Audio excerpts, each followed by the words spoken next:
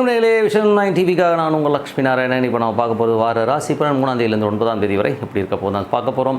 So எப்போதும் சொல்கிறதான், லக்னத்துக்கு பாருங்கள், ராசிக்கு பார்ப்பதை விட லக்னத்துக்கு பார்க்குறது ரொம்ப பர்ஃபெக்டாக இருக்கும். உதாரணமாக ஒரு மகர லக்னம் விருச்சிக ராசினா விருச்சிக ராசிக்கான பலன்களை பார்க்கறதை விட மகர ராசிக்கான பலன்களை பார்க்கும்போது ரொம்ப பர்ஃபெக்டாக இருக்கும். ஃபஸ்ட்டு பொது பலன்கள், அதுக்கப்புறம் தசாபுத்தி பலன்கள் வரும். ஸோ உங்களுடைய தசாபுத்தி அந்தரங்கள் என்ன இருக்கும், ஸோ அதையும் மிங்கிள் பண்ணி பார்க்கும்போது ரொம்ப பர்ஃபெக்டாக இருக்கும். வீடியோட எண்டில் டிப் ஆஃப் த வீக் இருக்குது, மறக்காமல் பாருங்கள். கன்னிராசிக்கு வந்து பார்த்திங்கன்னா உங்களுக்கு ராசி அதிபதி புதன். ஸோ புதன் வந்து பார்த்தோம்னா உங்களுக்கு வந்து 9ல் இருக்கும்போது கொஞ்சம் வந்து 10ஆம் அதிபதி 9ல் இருக்கும்போது தொழில் ரீதியான விஷயம் கொஞ்சம் ஸ்ட்ரெஸ் இருக்கிறதுக்கான வாய்ப்புகள் இருக்குது. ஸோ கொஞ்சம் வந்து பார்த்து நடந்துக்கணும். தொழிலில் வந்து பார்த்தா கொஞ்சம் சின்னதாக வந்து அலைச்சல்கள் சில பேருக்கு ஏற்படுவதற்கான வாய்ப்பு, தொழில் ரீதியான விஷயங்களை பிரயாணங்கள் மேற்கொள்வதற்கான வாய்ப்பு ரொம்ப சிறப்பாக இருக்குங்க. அதுக்கப்புறம் பார்க்கும்போது உங்களுக்கு 2ஆம் அதிபதி, ஸோ 2 மற்றும் 9ஆம் தேதி ஆட்சி பலத்தோடு இருக்கும்போது தந்தை சார்ந்த விஷயங்களை நல்ல லாபங்கள் நல்ல ஏற்றங்கள் வருவதற்கான ரொம்ப சிறப்பாக இருக்கும். ஸோ நல்ல விஷயங்கள் நல்ல மாற்றங்கள் இருக்கும். அப்பாவுடைய விஷயங்களில் வந்து உங்களுக்கு ஒரு நல்ல ஒரு கன்வீனியண்ட்டாக ஒரு பெரும் லாபம் வருவதற்கான வாய்ப்பு ரொம்ப சிறப்பாக இருக்குது. சில பேர் நிறைய பிரயாணங்கள் மேற்கொள்வதற்கான வாய்ப்பும் நிறைய இருக்குது. மற்றபடி வந்து உங்களுக்கு வந்து 3 8ஆம் அதிபதியான செவ்வாய் வந்து பார்த்திங்கன்னா உங்களுக்கு வந்து 8ல் கொஞ்சம் கவனம் தேவை. புதிய ஒப்பந்தங்கள் இதெல்லாம் வந்து கொஞ்சம் பார்த்து நடந்துக்கணும். அதுவும் கேதுடைய சாரத்தில் இருக்கும்போது தேவையில்லாத கடன்கள் ஒப்பந்தங்கள் அது ப்ரோ நோட்டில் எழுத்து போகிறது இதெல்லாம் வந்து கொஞ்சம் அவாய்ட் பண்ணிக்கிறது ரொம்ப நல்லது. கொஞ்சம் கேர்ஃபுல்லாக இருங்க.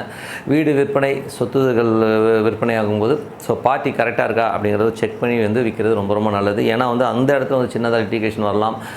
தாயார் உடல்நலம் சார்ந்த விஷயங்கள் ரொம்ப கவனமாக இருக்க வேண்டிய ஒரு காலகட்டம். ஸோ தாய் தந்தையரை மட்டும் கொஞ்சம் கேர்ஃபுல்லாக பார்த்துக்குங்க.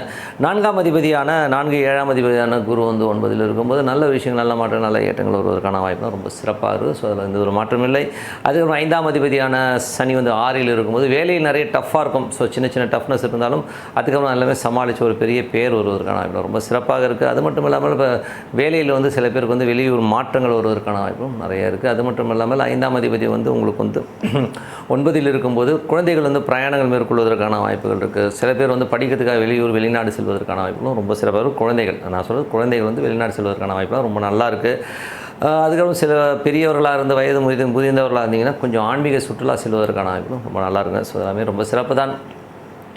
அதுக்கப்புறம் பார்க்கும்போது உங்களது 7ஆம் அதிபதியான விஷயங்கள் வந்து பார்த்திங்கன்னா 7ஆம் அதிபதியான குரு வந்து உங்களுக்கு வந்து 9ல் இருக்கும்போது கொஞ்சம் கணவன் மனைவிக்குள்ள சிறப்பான விஷயங்கள் நல்லா ரெடியாக இருக்கும். ஆனால் தேவையில்லாத சின்ன சந்தேகங்கள் வந்து போகிறதுக்கான வாய்ப்புகளும் கொஞ்சம் பார்த்து நடந்துக்கணும்.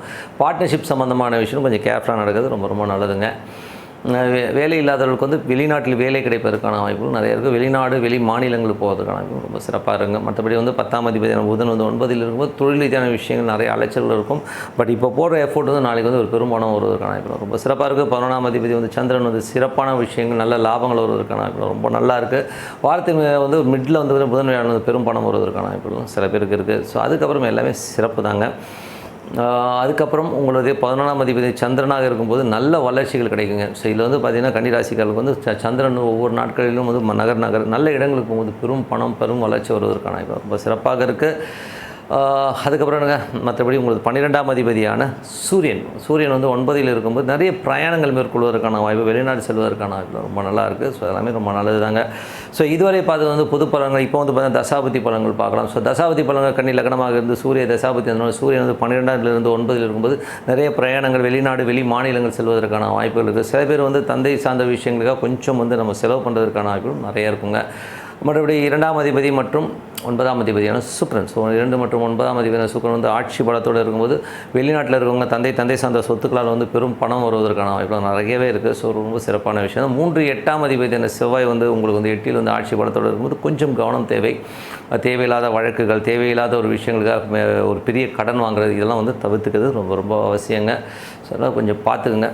கன்னி லக்னமாக இருந்து சந்திர தசாபதி இருந்தாலும் பெருத்த லாபங்கள் பெரிய வெற்றிகள் வருவதற்கானவே வாரத்தின் திங்கள் செவ்வாய் மட்டும் சின்னதாக ஸ்ட்ரெஸ் இருக்கும். அதுக்கப்புறம் எல்லாமே சிறப்பு தான். கன்னி லக்னமாக வந்து செவ்வாய் தசாபதி வந்து ரொம்ப கேர்ஃபுல்லாக இருக்கணும்.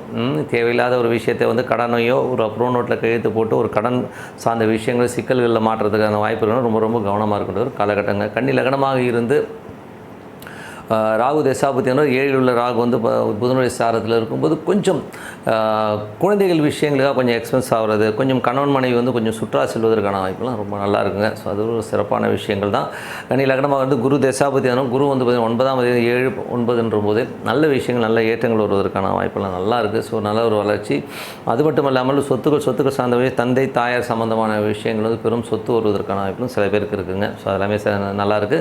கன்னி லக்னமாக இருந்து சனி தசாபுத்தி கேந்திரம். சனி வந்து பார்த்திங்கன்னா உங்களுக்கு 5ஆம் அதிபதி மற்றும் 6ஆம் அதிபதியாக இந்த 6ல் இருக்கும்போது நல்ல ஒரு வேலையில் இருக்கவங்களுக்கு வந்து பார்த்திங்கன்னா வெளிநாட்டில் போய் வேலையில் செட்டில் ஆகிறது, இல்லை குழந்தைகள் வெளிநாடு போய் படிக்கிறதுக்கான வாய்ப்புலாம் ரொம்ப நல்லா இருக்குது. சில பேருக்கு வந்து பார்த்திங்கன்னா கான்ட்ராக்ட் கிடைக்கும். ஸோ புதிய கான்ட்ராக்ட் கிடச்சி வெளி மாநிலங்கள் செல்வதற்கான வாய்ப்பு ரொம்ப சிறப்பாக இருங்க. ஸோ கன்னி லக்னமாக இருந்து புதன் தசாபுத்தி அந்த புதன் வந்து பார்த்திங்கன்னா உங்களுக்கு வந்து 9ல் இருக்கும்போது 10ஆம் தேதி 9 இருந்தாலே கொஞ்சம் வந்து அலைச்சல்கள் ஜாஸ்தி இருக்கும். வெளி மாநிலம் வெளிநாடு செல்வதற்கான வாய்ப்பு நிறைய பேர் இருக்கும். நிறைய அலைச்சல்கள் தொழில் ரீதியான விஷயம் வந்து செட்டில் ஆகுன்றதுக்காக நிறைய ஃபோட்டோ எடுப்பீங்க. எல்லாமே சிறப்பு தான். கன்னி லக்னமாக இருந்து கேது தசாபுத்தி அந்த கேது வந்து பெருத்த லாபங்களை கொடுத்தாலும் வாரத்தின் முற்பகுதி திங்கள் செவ்வாய் மட்டும் கொஞ்சம் கேர்ஃபுல்லாக இருக்கும். கடன் சம்பந்தமான விஷயங்களோ ஒரு லீகல் நோட்டீஸ் சம்மந்தமான விஷயங்களோ கொஞ்சம் கேர்ஃபுல்லாக இருக்கிறது ரொம்ப அவசியங்க. கன்னி லக்னமாக இருந்து உங்களுக்கு வந்து சுக்கிர தசாபுத்தி அந்த சுக்கிரன் வந்து பார்த்திங்கன்னா உங்களுக்கு வந்து 9ல் இருக்கும்போது 2-9 நல்ல ஆட்சி பலத்தோடு இருக்கும்போது குடும்பத்திற்கு வந்து தந்தை சார்ந்தவர்களால் ஒரு பெருத்த லாபங்கள் பெரிய வருமானங்கள் வருவதற்கான ரொம்ப சிறப்பாக இருக்கும். ஸோ நல்ல விஷயங்கள் நல்ல மாற்றங்கள் இருக்கணும். பிரார்த்தனை ரொம்ப அவசியங்க. மனதார இறைவனை பிரார்த்தனை போது கண்டிப்பாக அடுத்த லெவல் போகிறதுக்கான ரொம்ப சிறப்பாக இருக்குது. ஸோ டிப் ஆஃப் த வீக்கில் வந்து இந்த வாட்டி நம்ம பார்க்க போகிறது வந்து பஞ்சபட்சி சாஸ்திரம். ஸோ பஞ்சபட்சி சாஸ்திரம் எந்த அளவுக்கு வந்து ஒர்க் ஆகாதுங்கிறத தான் நம்ம பார்க்க போகிறோம். ஸோ பஞ்சபட்சி வந்து ரொம்ப சிறப்பான ஒரு சயின்ஸு. இதுவரை வந்து என் வாழ்நாளில் வந்து கிட்டத்தட்ட வந்து ஒரு 25 வருஷத்துக்கு மேலே வந்து நான் இதை வந்து அப்ளை பண்ணிட்டு வரேன். எங்கேயுமே தோற்றதே கிடையாது. அவ்வளோ பர்ஃபெக்டாக இருக்கும். உதாரணமாக சொல்ல போகும்போது பஞ்சபட்சி வந்து எந்த மாதிரிலாம் ஒர்க் ஆகுதுன்னா, நான் வந்து ஒரு வீட்டுக்கு குடியேற போகும்போது பஞ்சபட்சி மூலியமாக ஒரு அரசு நல்ல ஒரு அதிகார பட்சியாக இருக்கும்போது நான் அந்த வீட்டுக்குள்ளே போனேன். என்னோடய வளர்ச்சி வந்து ரொம்ப நல்லா இருந்தது. அதுலேருந்து என் லைஃப் டேர்ன் ஆயிடுச்சு. ஸோ பெரிய லெவலில் வந்து அடுத்தடுத்த லெவலுக்கு முன்னேறுவதும் ரொம்ப சூப்பராகவும் இருந்ததுங்க.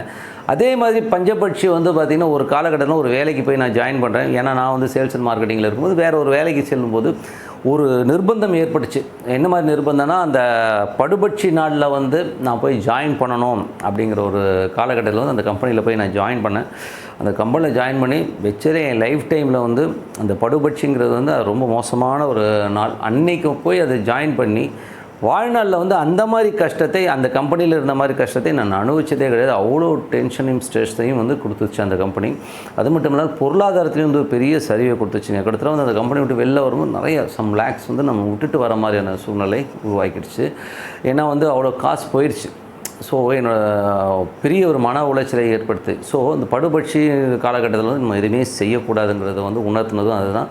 எதுக்கு சொல்கிறேன்னா, நீங்களும் வந்து ஒரு பூஜை புனஸ்காரங்கள் செய்யும்போதோ இல்லை காலையில் வந்து ஒரு புத்தாண்டு இது பண்ணும்போதோ அந்த பட்சியை வச்சு நீங்கள் பூஜை புனஸ்காரங்கள் செஞ்சு பாருங்கள். ரொம்ப சூப்பராக இருக்கும். அந்த வைப் வந்து ரொம்ப நல்லா இருக்குங்க. ஸோ உங்களோட வெற்றிகளை தீர்மானிக்கிறது வந்து உங்களது பஞ்சபட்சி. அது எப்படி பார்க்கணுன்னா, உங்களது நட்சத்திரங்கள் அந்த நட்சத்திரத்துக்கான பட்சிகள் நிறைய இருக்குங்க. ஸோ அந்த பஞ்சபட்சிகள்ன்றது நிறைய புக்ஸ் விற்கிது வெளியில், வாங்கி படிங்க. இந்த கோட்டையூர் சுப்பிரமணியன் அவர்கிட்ட இதெல்லாம் புக்ஸ் நிறையா இருக்குது. ஸோ நல்லாயிருக்கும் அந்த புக்கும்.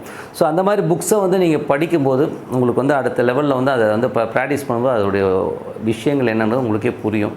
ஸோ கண்டிப்பாக அதை வந்து பயிற்சி பண்ணி பாருங்கள். வாழ்நாளில் இதை அப்ளை பண்ணும்போது இது கொடுக்குற மாதிரி சக்ஸஸ் வந்து வேறு எதுவும் கொடுக்குறதில்ல. ஸோ பஞ்சபட்சியை கடைபிடிங்கன்னு சொல்லிட்டு உங்களிடம் விடைபெறுவது உங்கள் லட்சுமி நாராயணன். நன்றி, வணக்கம்.